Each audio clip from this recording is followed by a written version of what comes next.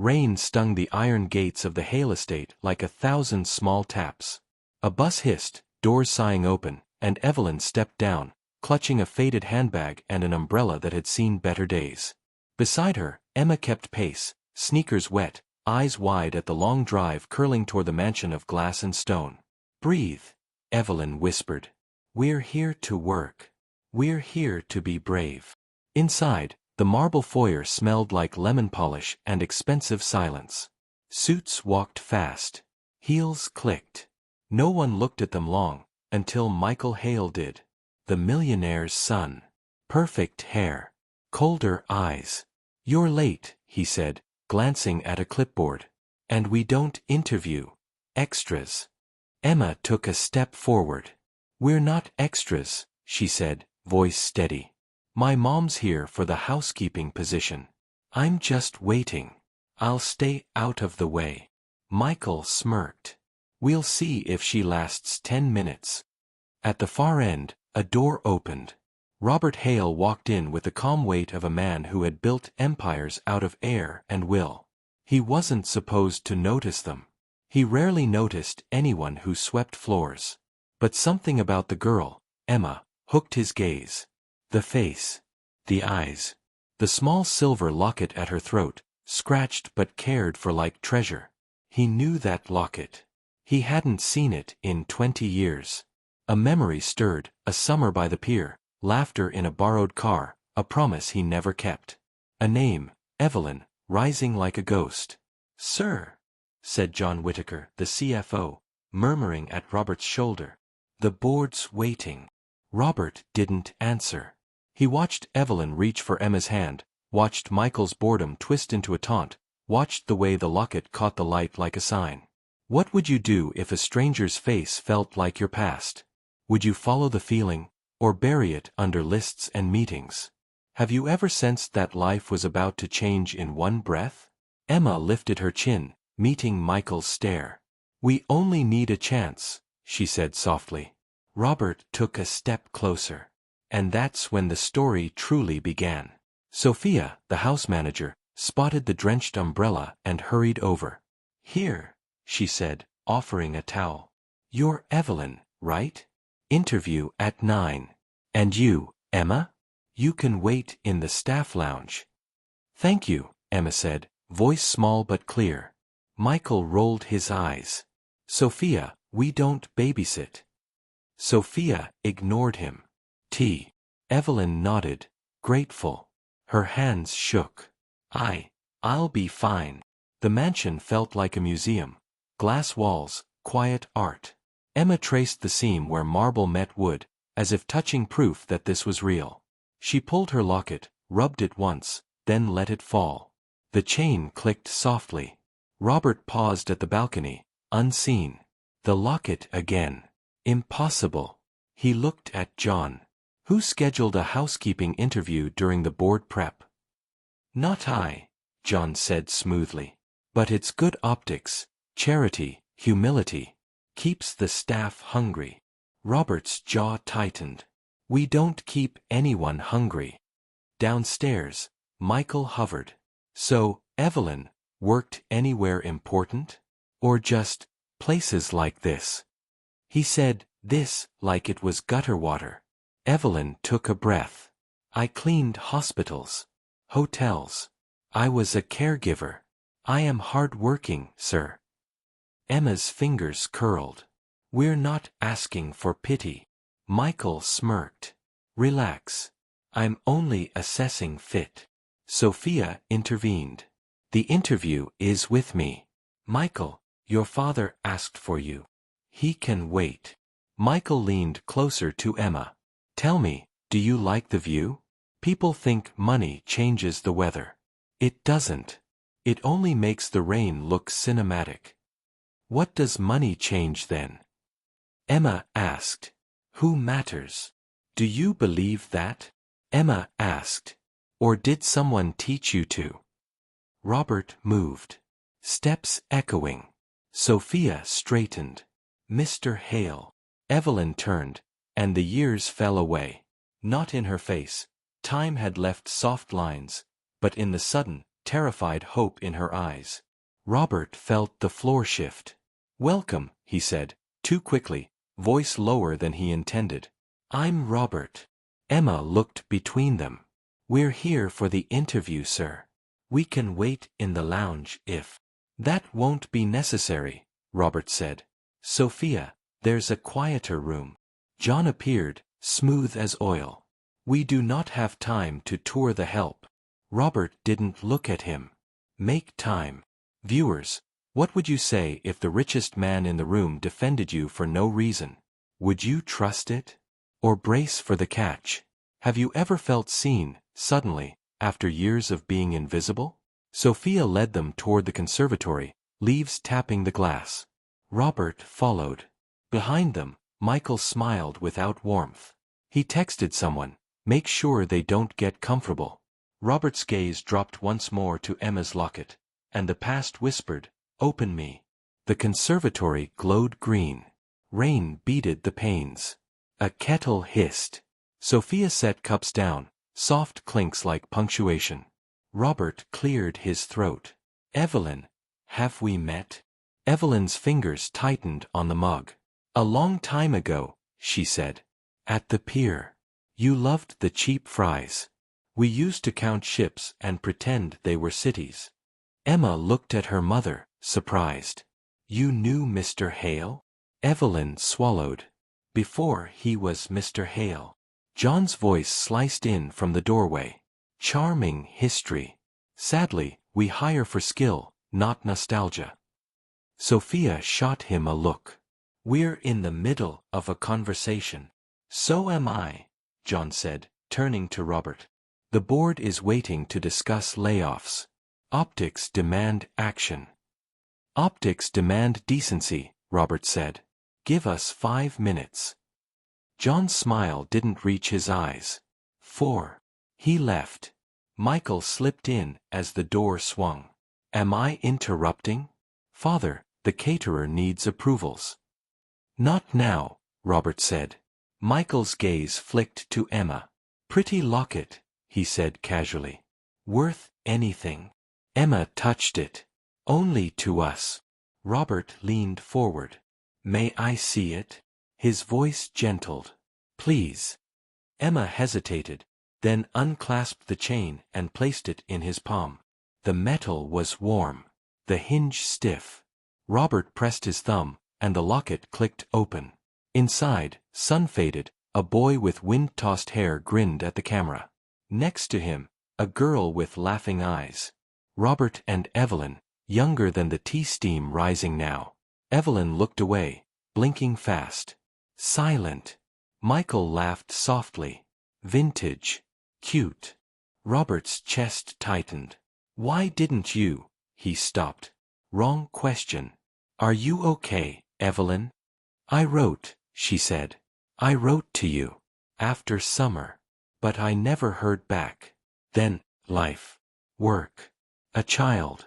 I kept the picture because some parts of us should be remembered." "Who intercepted the letters?" Robert asked, more to himself. John's tidy smile flashed in his mind.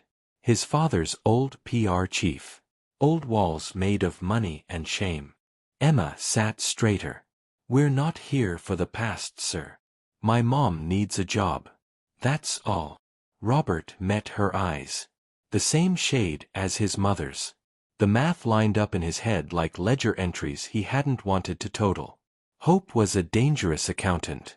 Viewers, if you were Robert, would you ask the question out loud? If you were Emma, would you want the answer? And if you were Evelyn, would you forgive the silence? A knock. A guard leaned in, nervous. "Sir, there's a situation." Sophia's brows knit. "What kind of situation?" The guard swallowed.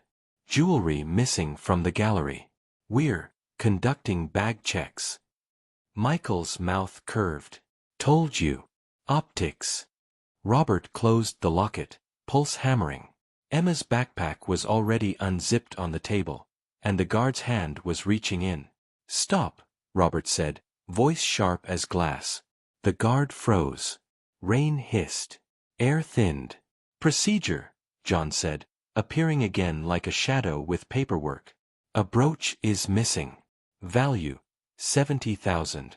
We have donors arriving. We cannot have unsecured guests.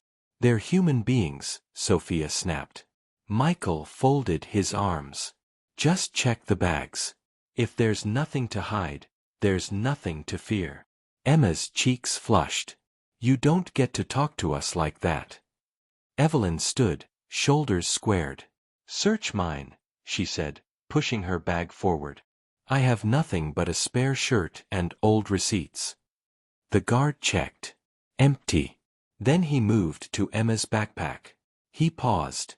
Reached in. Fingers closed around something cold. A brooch.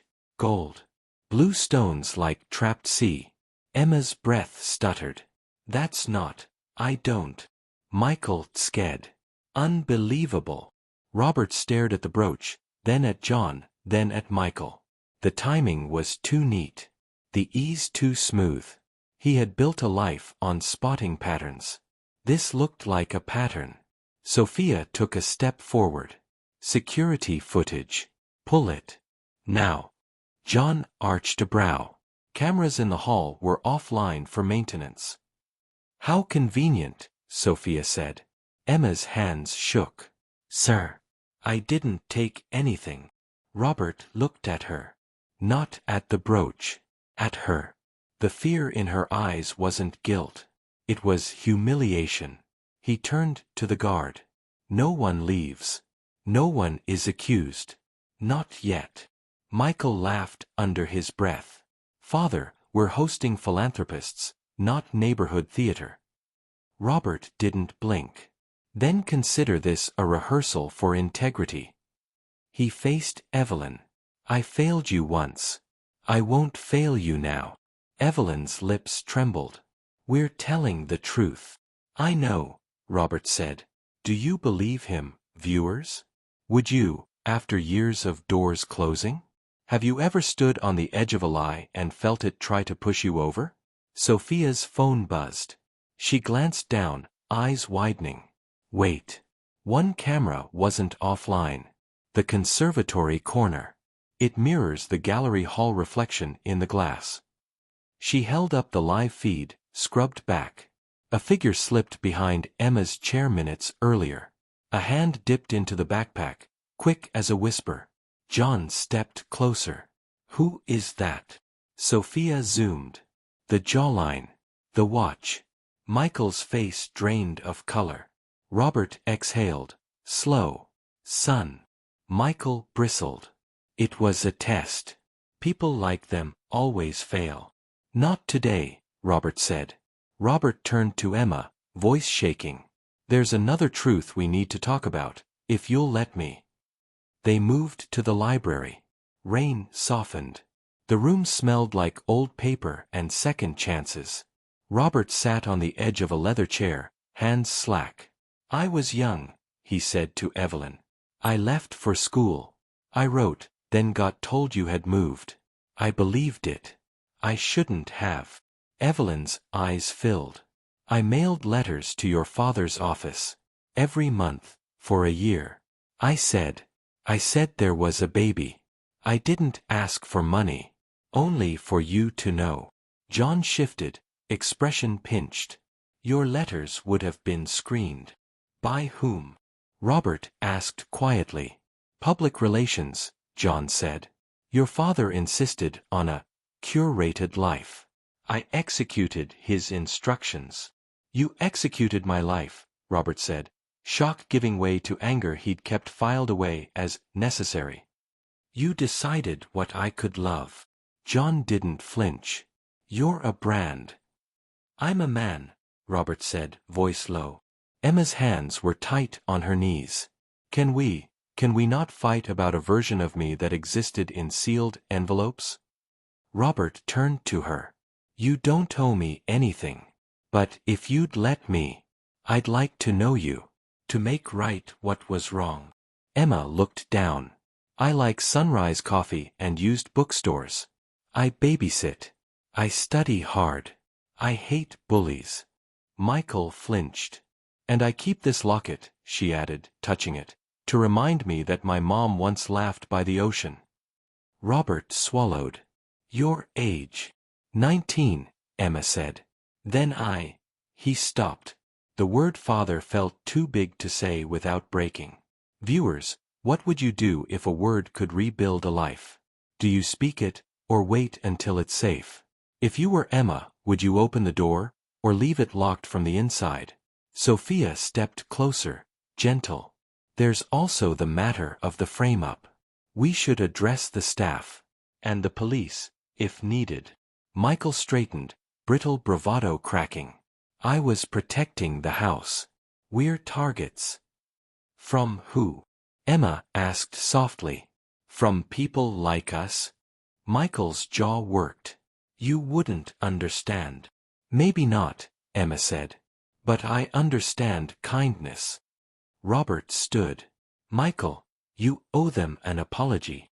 I owe this family a future, Michael snapped. Not strays. John nodded once, endorsing the cruelty. Robert breathed in, out. Pack your office, John. Effective, immediately. John blinked. You can't be serious. I'm not a brand, Robert said. I'm a person who makes choices. Consider this my first human one in a while. Michael looked stunned. Betrayal lit his eyes. You're choosing them over me? I'm choosing right over easy, Robert said. Robert turned to Emma. Tomorrow, we can take a test. Or we can take a walk by the pier. Your call. Morning came clean as new paper. The rain had washed the city. At the pier, gulls circled like scribbles on the sky. The ocean breathed in long, calm sentences. Evelyn stood back, hands in her coat pockets, watching Emma and Robert walk side by side. Not touching. Close enough to feel the same wind.